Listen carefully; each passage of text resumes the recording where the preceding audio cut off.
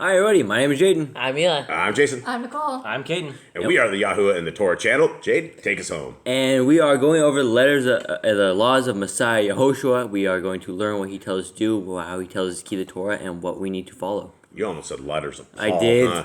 We're letters of Brother Shaul, and no, that is not that. How are you guys doing today? Good. What's the scoop? What's the haps here? Not Anything? much. Today is a Jade, third day. You encountered the bees yesterday? Yeah, I was kind of thinking they all started swarming my neck and started stinging me in the neck and arms. Is that nice? I know it wasn't. Were they the North American Babylon bees, or were No, they the weak bees? They didn't leave much of a mark. Yeah, there's different kinds of bees, and if coming from North America, those ones up there, like when they bite you, you know you've been bit. Got the angry hornets or Yeah, something. yeah, they really are different style of bees, and they do have those kind of bees down here, but they're not as like the North American bees. I don't know Like what. you find little bee nests, it's gonna be little tiny little like tickles. Yeah, and, the North American bees are big. These ones seem to be smaller. They're not like the honey bees or something. I don't know what they are, but they definitely leave a mark. That is for sure. It is month 9 on our Creator's calendar. It is a 5th day on his thing. That's Jerry saying hello to everybody. It is the 5th day on our Creator's calendar. It is the 29th day on the Gregorian Babylonian calendar, and it is a 3rd day, Tuesday. And so hopefully Jerry doesn't get too excited and too retarded here. And we don't mean that like that, but he is one of the dogs that may possibly have a few problems. Screws loose. Yeah, I don't know the best way to say that. We don't take that stuff very lightly. But there are a couple dogs that are lesser than the others for sure. Okay. Yeah, more needy and more odd. Okay, so for everybody, we are reading out of Lucas 9 today. And for those who do not know where this is at, you can find this at the Yahuwah and the Torah site. You can click on online scriptures right here. And thanks to Miss Nicole and Miss Michelle, this has been translated, and we are not even translated. The translation is not the right word. It has been, what is the right word? Dictated or something? Edited. Has been pasted and has been Made to a copyable text. Made it into a readable text, because it was not readable text. And so that is what Ms. Nicole is doing. And when we are done with this, we are going to distribute this for everybody, that everybody will be able to get a copy of this. And if you want to click file print, and you can print, you will have our creator's name, and you will have scriptures right in your house. It's going to be an awesome project when it's done. Okay, Lucas 9. And having called his 12 Talmudian together, he gave them power and authority over all demons, and to heal diseases. And he sent them to proclaim the reign of Elohim, and to heal the sick.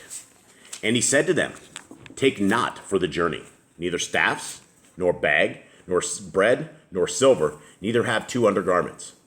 And whatever house you enter, stay there, and go out from there.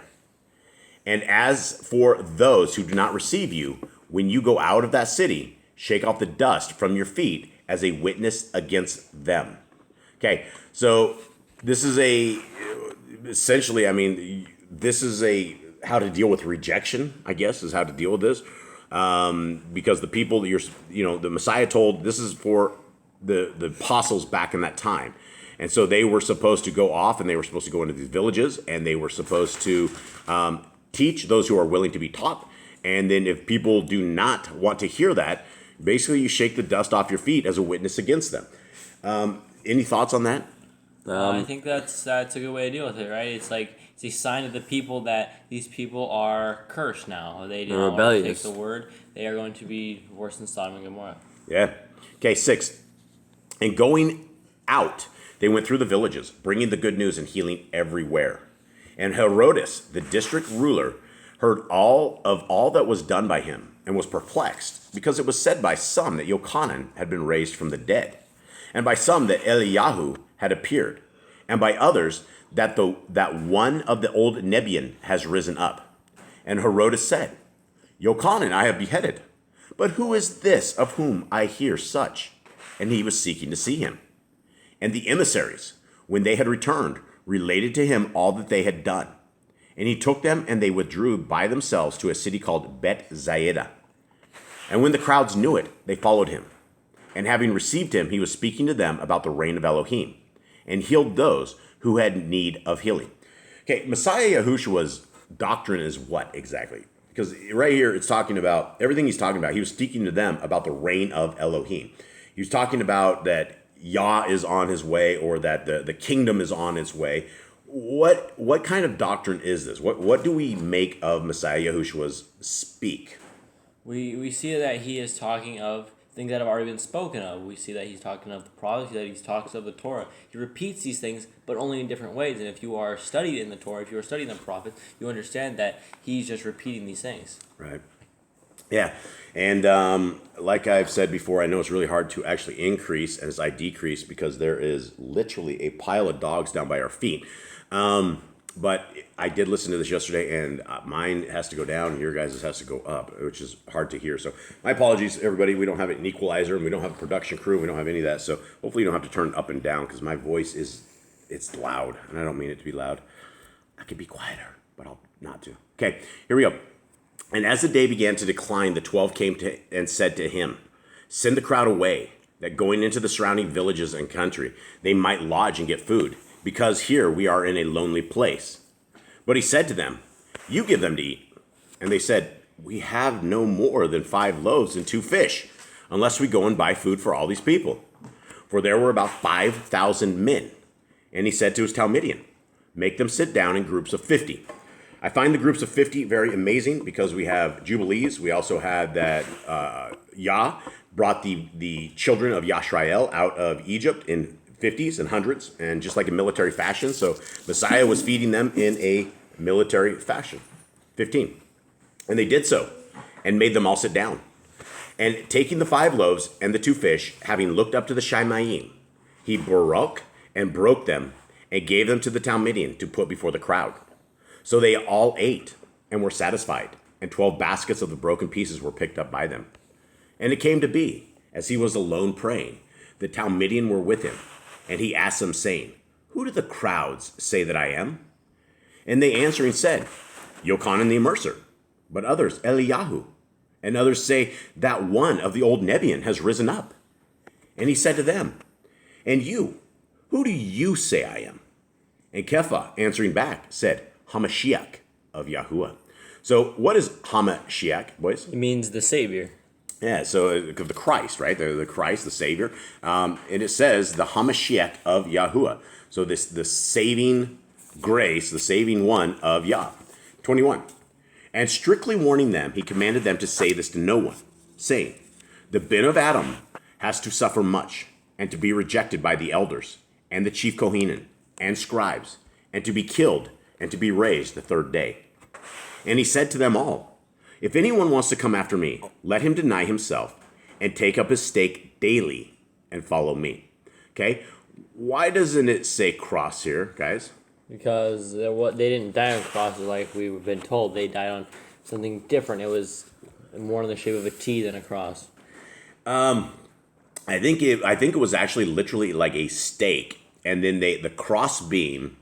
They actually had the guy's arms in the cross beam out, and they lifted them up onto this stake, is what I believe. I think. I don't know.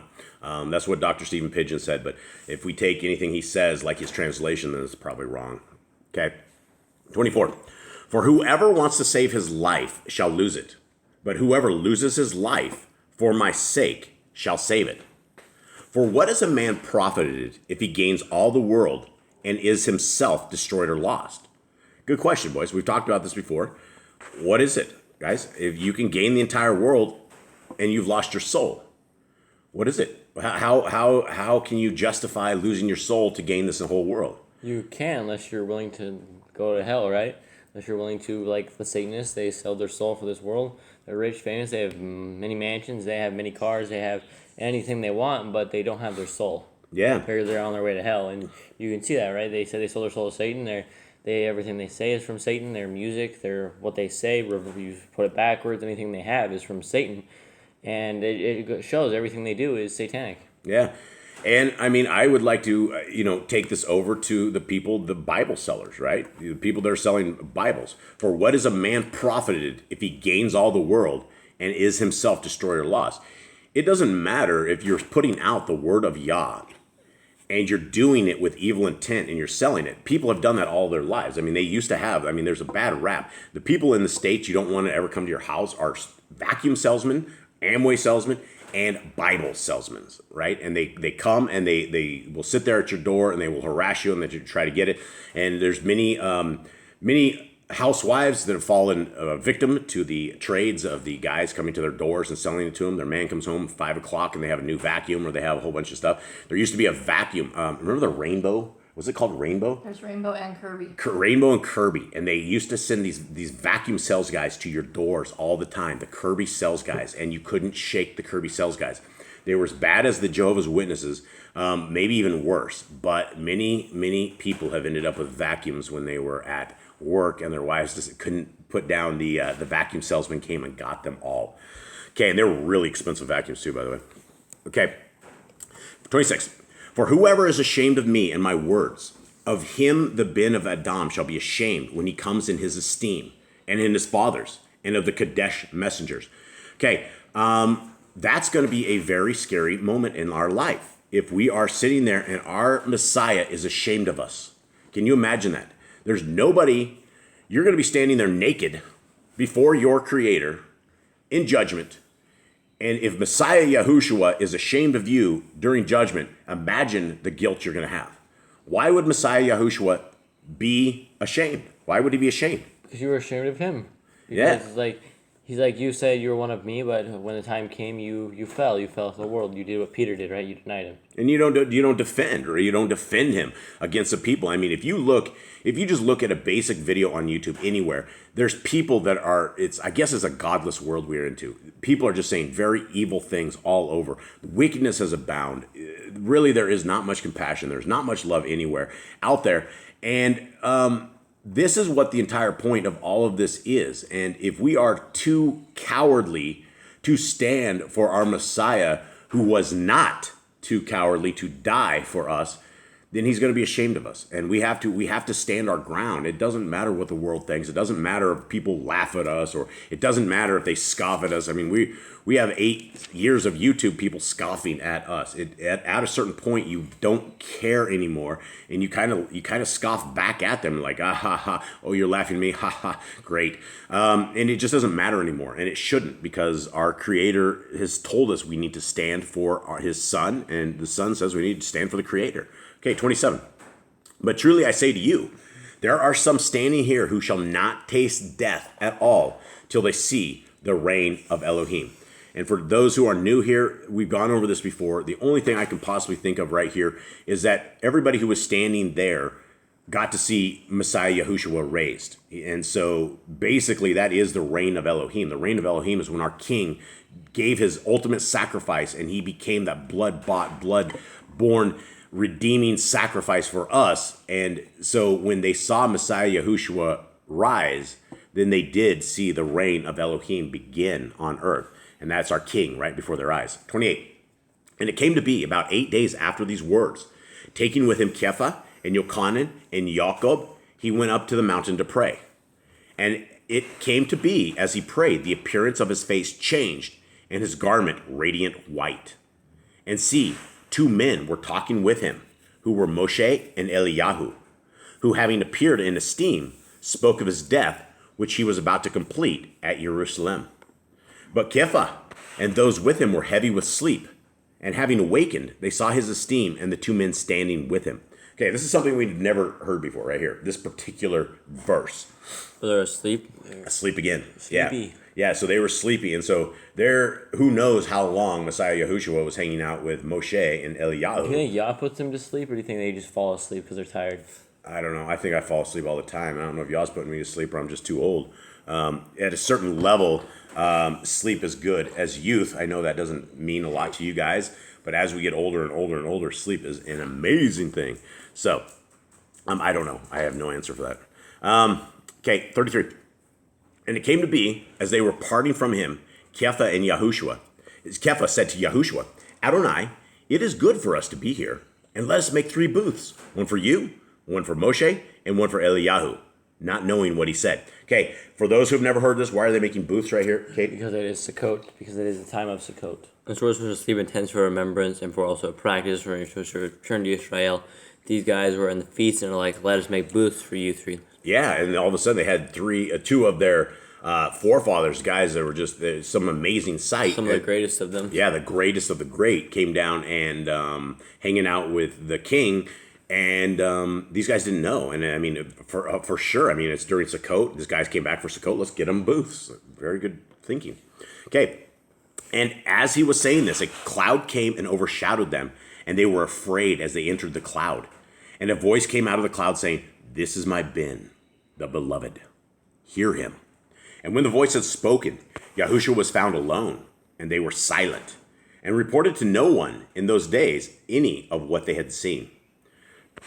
And it came to be on the next day, when they came down from the mountain, that a large crowd met him. And see, a man from the crowd cried out, saying, "Teacher, I beg you, look at my son, for he is my only child." And see, a spirit seizes him, and he suddenly cries out, and it convulses him with foaming, and scarcely leaves him, bruising him.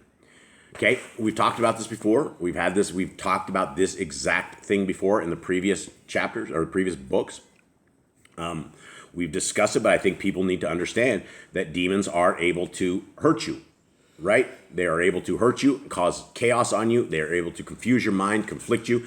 This is why we need the Ruach HaKodesh, and this is why we need the Torah, that we are not able to let those other things in. We need to be founded in the strength of our Creator through the Torah and through the faith of Messiah Yahushua to fend off these kind of demons. Because if this was able to get a child, it could get you. And we need to understand this. 40. And I begged your Talmudim to cast it out, but they were unable. And Yahushua answering said, "O generation, unbelieving and corrupted, how long shall I be with you and put up with you? Bring your son here." And as he was still coming, the demon threw him down in convulsions. And Yahushua rebuked the unclean spirit and healed the child and gave him back to his father. And they were all amazed at the greatness of Elohim. And while all were marveling at all that Yahushua did, he said to his Talmudim, "Lay up in your ears these words, for the Ben of Adam is about to be delivered into the hands of men." Okay, this is an interesting way to say listen up, right? Lay up in your ears these words. So why is he reminding everybody? Why does he have to keep reminding them this stuff? Because they can't remember or something. Whereas for us, or a future generation, Yahushua knew that the people would be reading something like this one day, and he was letting us know for the future that we need to listen to this. Yeah, and as we get closer and closer to his crucifixion, as the human side of Messiah Yahushua, you're going to get more and more distraught. Nobody can sleep well through the night knowing you're going into major conflict in the next little bit. You will be up all night. You'll be worried about this. It's going to be something that, especially as he knew he was going to die. It wasn't just going to be a quick death. It wasn't your head cut off. It wasn't, a spear through your heart. It wasn't something where you would die quickly. The death was a brutal execution. It was in the hands of killers. And he's about 6 months because it's his Feast of Sukkot, and it's his last feast of the year, so he's about 6 months or so before he has to go to Passover. Yeah, and he's already lived, 30-some years of his life, and so he's getting towards the end of this, and so as he gets closer, I can't imagine ever being calm about this or even being anywhere near what our Messiah was, ever. He did what we could not. Okay, 45. But they did not understand the saying, and it was veiled from them, so that they did not perceive it, and they were afraid to ask him about this saying. So I guess somebody had a question the other day. It was Yah? Or I guess the other thing is why couldn't they perceive this? Is this Yah closing their hearts? Is he hardening their hearts? How is it that you can walk with a man and he can sit there and rip bread and fish apart, and you have 12 huge baskets and baskets left over and all of this stuff, but people are unable to perceive what he's saying? How is this possible? They probably don't understand. They've never seen anything like this. It's probably not something that seems normal to them. When you say you're gonna be delivered up, they don't understand how he'll be delivered up. But it might just be them, like, they don't have the eyes to see. Their eyes aren't open. Yeah, I would like to say that we would maybe do better, but I doubt it. I kind of doubt it. If we were in their shoes and we would live like their kind of lives, we probably wouldn't understand. We have never seen anything like this. We've lived under oppression all this time. Like, delivered up, we don't know what that means. Yeah, and we've had scriptures all our lives from the very beginning of what I can remember. I've always had scriptures. I've always had these stories. We've always had this with us. They didn't have any of this stuff with them, and it wasn't just black and white that we were able to figure this out. Okay, 46. And a reasoning arose among them, who might be the greater of them. And Yahushua, having seen the reasoning of their heart, took a little child and placed him by his side, and said to him, Whoever receives this little child in my name receives me, and whoever receives me receives him who sent me. For he who is least among you all, he shall be great. Okay, that's a huge promise right there. We talked about the children before, and we talked about this. And so if we are to receive a child in the name of our Creator, they receive the Son of the Creator. And then it says, for he who is least among you all, he shall be great.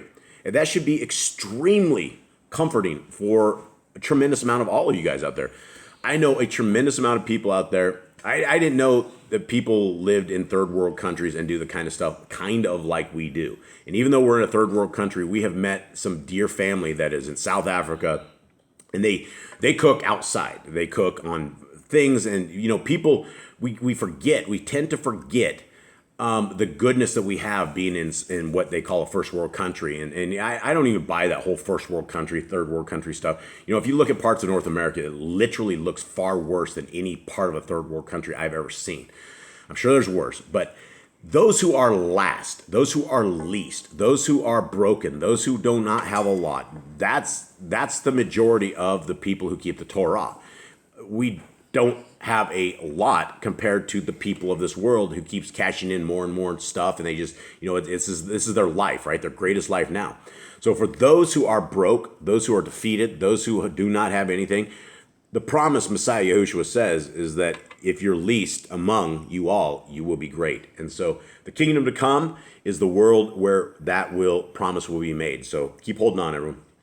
And Yochanan answering said, Adonai, we saw someone casting out demons in your name, and we forbade him because he does not follow us. But Yahushua said to him, Do not forbid him, for he who is not against us is for us. And it came to be, when the days of his taking up were being completed, even he turned his face to go to Jerusalem. And he sent messengers ahead of him, and they went and entered into a village of the Shomerites to prepare for him. And they did not receive him, because his face was turned for the journey to Jerusalem. And his Talmudian, Jacob, and Yochanan, seeing it, said, Adonai, do you want us to command fire to come down from the Shamayim and destroy them, as also Eliyahu did? Okay, so what's going on here? So I didn't actually remember this when we were going over this, but Send the bears, go eat them. Yeah, so the I think this is the only account where the disciples wanting to bring down fire, because a city didn't accept them, and before when the city didn't accept them, he said, "Dust her feet." But these guys are like, should we call fire down like Eliyahu? Like they think they're gonna call fire down. Smoke these people like Sodom and Gomorrah. They're ready for war. They're angry about this thing because they denied Yahushua to stay in Shomron. Right. Yeah. Okay. Yeah. And so, what did Messiah say? But having turned, he rebuked them and said, You do not know of what spirit you are. That's creepy. For the Ben of Adam did not come to destroy men's lives, but to save them.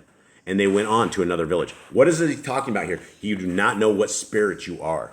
I think he's saying a demon was talking through them, the unclean spirit, a spirit of anger or a spirit of jealousy was rage. Something was going through him. It wasn't a spirit of holiness. A spirit of rejection, maybe a spirit of something of that. And so these guys wanted to bring down fire on these people. And I guess you can only laugh about a guy being bald and have the bears come after you, but this is unacceptable. What's the story of that? Anyway? I mean, so what's the story of the bears? Elisha just watched Eliyahu basically get taken away, and he's on his journey. He's taking his he's now the solo prophet that's gonna basically bring Jerusalem back to Yahuwah. And so basically he's out there, and all these kids, I think teenagers, as I said, I think actually said teenagers or something, went out and started making fun of his bald head, saying, "Hey, baldy," or something like that. And I guess he wasn't having any of that, so he just summoned some bears out of nowhere, and they came and ate them. I will tell you when you said teenager, they were teenagers. I don't think it said teenager at all. I don't think that is even a biblical word. There's no such thing, right? And people will classify teenagers as separate kinds of people just because the teenagers go through different kinds of things, and they're not, just because they're teenagers, they're not different people. They're just learning life a little bit different than everyone else. And so there's no such thing as teenager, I don't believe. Maybe correct me, but I don't believe that's right. Okay. For the Ben of Adam did not come to destroy men's lives, but to save them. and went on to another village. And it came to be, as they journeyed on the way, that someone said to him, Adonai, I shall follow you wherever you go. And Yahushua said to him, the foxes have holes, and the birds of the Shamayim nest, but the Ben of Adam has nowhere to lay his head. And he said to another, follow me. But he said, Adonai, let me first go and bury my father. And Yahushua said to him, let the dead bury their own dead, but you go and announce the reign of Elohim. Still, I don't want to bore everybody who's been through the other readings with us, but how they bury people in Yisrael is it's a ceremony. It's like 30 days, or it could be even longer than that. It's a process, right? If you are in the process of burying somebody, you're out for days, weeks, and whatnot, because it is a ceremony. And so basically what Messiah Yahushua said is, let the people that are burying the dead bury them. Don't worry about this. Come and preach the kingdom, the reign of Elohim, is what he's saying. 61. And another said, Adonai, I shall follow you, but let me first say goodbye to those in my house. But said to him, no one having put his hand to the plow and looking back is fit for the reign of Elohim. Okay, what does he mean by this? That no one having his hand on the plow. Basically, you're working, but if you look back to see something else and go back to something back to your life, you're not fit for the kingdom. Yeah, if you're taking a plow, especially back in the day, you're going to take a couple of oxen and you're going to hook it into some kind of wooden contraption, probably some metal on there, and you're going to have them. You're going to mush. You're going to go forward, right? It's not going to be mush. It's going to be Yah, and the oxen are going to go forward, right? If you start looking behind you and you're trying to go forward, you're going to destroy the field. Nobody that is plowing will do that.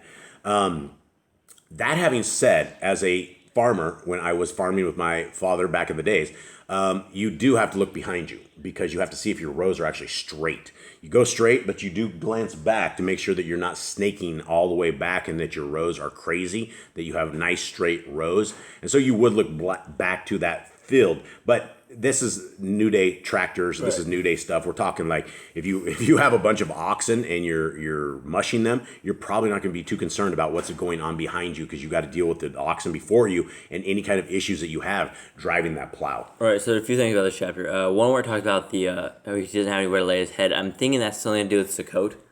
Probably because he probably doesn't have like tent somewhere. So this guy probably set up Sukkot somewhere. He's like, I need somewhere to celebrate Sukkot.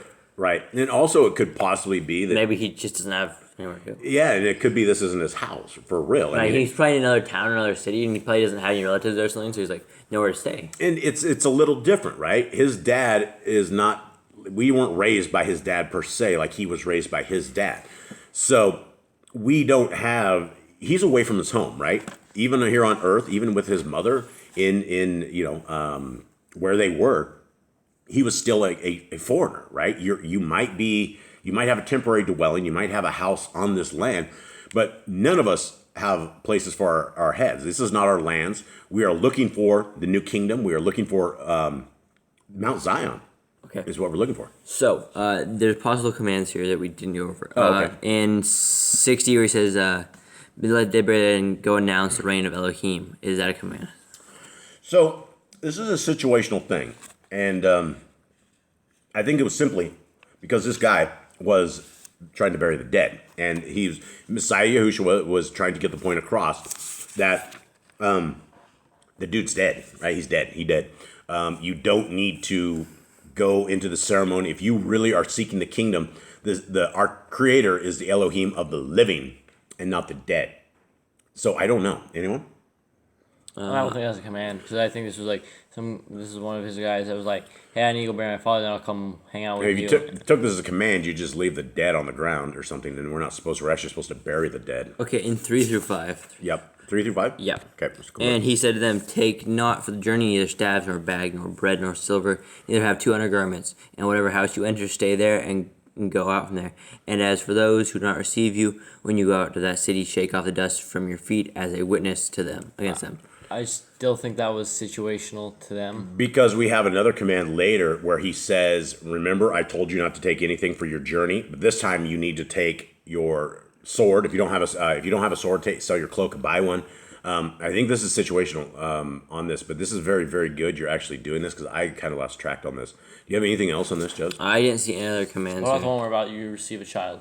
A child. Now that's basically if you receive a child in my name, you'll get blessed. But it's right here in I think 48. Instead of them, whoever receives a little child in my name receives me. Whoever receives me receives him who sent me. Where's that at? 48. 48. For he who is least among you all, he shall be great. So no, that's just basically saying you will be great if you receive a child. Yeah, and I mean, I guess the commandment would be don't mess with the kids, right? Yeah. I mean, there would be no. There's actually a command for that. You're right. Like don't let stumble, make a little one stumble. Yeah, absolutely. Don't make a little one stumble. Okay, well, I think that is good. Thank you guys very, very much. Everyone, anyone else have anything? Tonight is Youth for Yah in Spanish. Youth for Yah in Spanish. Yes, it is, and it will be one of the last few times that we actually do Youth for Yah in the Spanish Sefer, because we will be going over to the new scriptures in Spanish that are coming very soon. Will be delivered this week, and it's going to be awesome. We are going to get those up for the entire Latin America, and there will be a lot of Bibles being delivered for absolutely free, and that will be amazing. So thank you guys very, very much. Youth for Yah tonight, and have a good day. All right, shalom.